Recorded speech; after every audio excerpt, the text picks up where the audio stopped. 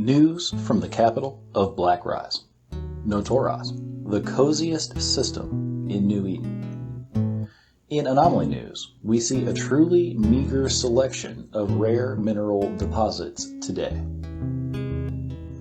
In sports around the capital of Notoras, we see Uncle Brigade in an Incursus solo this Caldari Navy hookbill. The standard 6-point frigate total awarded for the kill. Porch pirate or no, that is a good kill. Another capsuleer killed by their own afterburner. In sports news around the Okakwala constellation, we see One Punch Mickey snag this caracal for 23 points over in Rakapas. One Punch Mickey was flying the Cinnable. Morios Fox in Nisiwa took home this Stabber scalp for a strong 40 points. Vexer versus Stabber is classic status. The Ogre 2s of Morios Fox proved too much. In Kadama, we see Rain Rosino catch a Damovic kill with this Daredevil. 16 points for the Trig Frig kill. Score 1 for the Pirate Hull. And then in Kadama, we see a Mordu's Legion battleship claim a Vexer Navy issue. And then the unthinkable. This capsuleer comes back in a Corvette. When contacted for comment, Maria Mordu, CEO of Mordu's Legion, said, and I quote, "I couldn't stop you from getting ganked. Now let's play big tank take little tank. Tried to diss Mordu's. It wasn't worth it. 'Cause the broomstick fit your ass so perfect." End quote. And this one is truly a head-scratcher. Over in Oinisigan, we see Hail Adam in a retribution catch an EOS. It is hard to speculate on how this could happen in real life, but it did happen. This little retribution punched up 3 weight classes for the kill. And today is Throwback Wednesday. Let us take in some Alliance Tournament ships getting blown up in the Alliance Tournament. It is 2010, and Alliance Tournament 8 is going hot and heavy.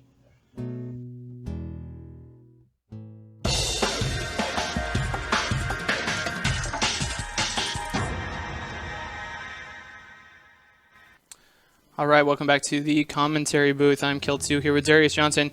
After much waiting and anticipation and storms and stuff, we finally have CO2 versus ROL on the field. CO2 on your left have brought 3 Macarials.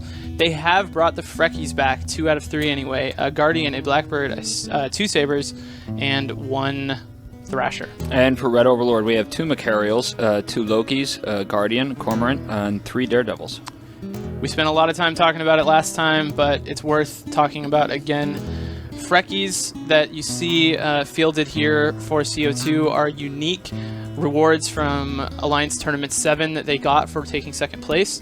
They are worth 10 to 15 billion ISK as kind of a broad estimate apiece, making them among the most expensive ships fielded in the entire tournament. So really, really awesome that they brought those to the field. We do have the match underway. So we'll have to see where this goes. Wherever it goes, it's going to be exciting. Yeah, I think so. We have a lot of Macarials on the field as well. 3 for CO2, 2 for ROL. Both sets are going to be armor tanked because they've got the Guardians there. I see just a lot of offensive E-War coming from the CO2 team, having all those mids free because the armor tanking, they're free to run a lot of what looks like dampeners probably, although the Macarials headed close into the fight there. So one of the Freckies dropping fast, getting repped back, but hanging in structure. I don't like his chances. Oh my god. Freckie down. Wow. Freckie down. That's 15 bill. A Daredevil traded on the other side. They're going straight for the other Freckie next. I love it. Going straight for the money. Not worried about taking out a more important ship like maybe the Guardian or the Macarials. That second Freckie getting repped, but taking a lot of damage as well. And we do have on the Red Overlord side, we have a Macarial hitting armor, Cormorant. They are trading damage. We were just so focused on that very expensive Freckie. that I don't think we've paid enough attention to what's actually going on to Red Overlord. We do see that Macarial being repped back up, and the second Frecky has indeed been saved thus far. Something's there in a cloud of drones. This is a really bad fight to have these Freckies in, because the Lokis that ROL has brought should be the kind of Hugin Rapier type configuration that have a long-range web, so they can easily slow those Freckies down from really far away, making it really difficult for them to escape any DPS. Despite the Freckie loss, CO2 actually looking pretty good right now. They killed all the Frigs on the ROL side, and they're starting to work on the Guardian as well as the Macarial. Macarial actually taking some damage, even though the Guardian's still up. He may be damped and unable to lock. No, and that Guardian will be very important. As actually, I wouldn't underestimate the importance of the Blackbird that's about to fall on the CO2 side. It looked for a little bit like they were just going to concentrate on those Freckies, and that would probably in the long term have may have cost them the match. But it looks like they've kind of moved on to other things that were annoying them, like that Blackbird, although now they have their Guardian in half armor. That's going to be a gigantic hit, and the first Macarial in half armor as well. So it might not be totally obvious based on the ships left on the field, but CO2 have a total stranglehold on ROL, in my opinion, at this point in the match. All the damage you see on the ROL Guardian he's about to drop has been applied exclusively by the CO2 Frigs and Destroyers. He's damped, he can't lock anything. He finally just now got a lock and is sending some armor over to that Macarial, but he's had to make his way across the field really slowly to get there, and he's dead just from damage from those Sabers and the Freckie, I'm pretty sure. So now no logistics. It shouldn't be too difficult for CO2 to get through the rest of this Macarial. And after that, there's really just not enough damage left for ROL to get anything going, especially with CO2's logistics still on the field. No, and they are once again, it appears to be focusing on that Freckie, perhaps a bit overmuch. I mean, it's exciting and all to kill, I guess, but no, actually, I think the goal here is to win. This is exactly my philosophy in PvP. You know, take out as much ISK as you can and don't worry about actually winning. Yeah. And that seems to be what they're going for. They figure we're not going to get back into this match in a way that we could win and move through in the tournament, so we might as well hurt them as bad as we possibly can. Except that people seem to forget that if you didn't kill it with 8 ships or whatever, you're not going to kill it with 2. Yeah. I don't think it's going to happen. But it looks like CO2 has switched. Loki might be next. Probably wanting to free up the ability for their Freckie to move around the field just in case something weird happens that exposes the Freckie to more damage. So Loki taking more damage. Now, did you think it was funny that I said exposed, Darius? No, I just had a really cool word in my head. I was going to say he's frecking out. Oh yeah, that was very cool. So ROL have switched. They're going to take out one of these Sabers, it looks like, although damage slowing down. It doesn't really matter. He does die. So good job, I guess, killing one more ship. E-War really can't be underestimated. I don't know if ROL's destroyers had E-War themselves, or not destroyers, they had Daredevils and stuff, so they probably didn't have a lot of damps.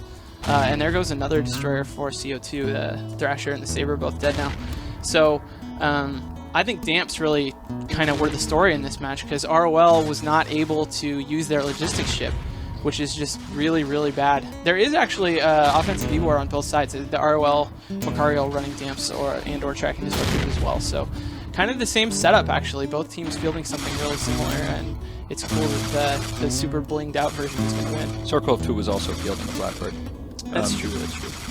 The Loki now for Red Overlord have just over 25% armor. This is going to take a few more minutes to finish off, but as we said earlier, the battle is firmly turned in Circle 2's favor, unless they decide it's more fun to make a liar out of me than it is to win in the tournament.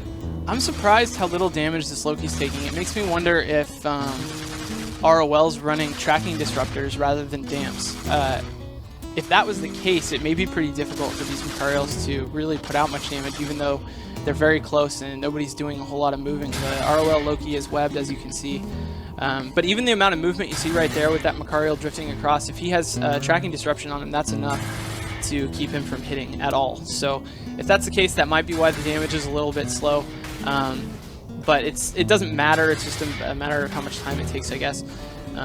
You can see that CO2 is able to web just fine, even with only the battleships. I don't know if the Frecky's still close enough to web. I don't see him in the shot, but they shouldn't have any trouble finishing the match. It might just take a couple minutes. Yeah, the CO2, they seem to have focused on the CO2 Guardian, but that's not going to make much of it as the Loki goes down, the first Loki for Red Overlord. We'll see what they shoot next, and it's going to be the Macario. It is interesting how much damage the CO2 Loki Guardian is taking. It's always really interesting when the match looks to be going kind of a certain way, and then later on, after it's basically decided there's a target switch, and it's like, man, what would have happened if this target switch would have happened 10 minutes ago when there were still enough ships around for it to make a difference? There would be one less Loki on the field. Oh, we were lucky enough to see a Macario do a little barrel roll there. Sorry. Yeah, you're right. Yeah. One less Frecky. So this last Macario now in structure, he'll definitely go down. There is so much money invested in this tournament. We've kind of talked about the really big highlights in spending for the flagships, and just one more opportunity for people to spend tons of ISK. But even setups like this, ROL's consistently fielded full faction battleship loadouts, and it's not cheap, and it definitely says something about what it takes to be competitive in the tournament environment. I don't want to alter the course of the tournament here or anything, but do you know what I would do if I lost a Frecky? What? Get right back on and bring another one. I think they will. I think CO2 is absolutely in this for the entertainment as well as being competitive, and I wouldn't be surprised at all to see them continue to bring them to the rest of the tournament. If you guys haven't caught it, CO2 was cool enough to post kind of a little video they made about that LAN they set up in the coffee shop that Soundwave mentioned earlier, kind of showing them running their whole program there, and it's very cool. And I think they're definitely here to, provide some entertainment to the community as well as being competitive in the tournament. Yeah, that is really cool, and that Red Overlord Loki now hitting structure and about to blow up, which will put this firmly in the hands, as it has been for a while. What I meant to say was that this is a win for I think CO2. they might win, Darius. Yeah, Red Overlord has been overlorded on. All right, we'll go back to Soundwave. And that is the news from Natoros, the shining star of Black Rise and the best system in New Eden.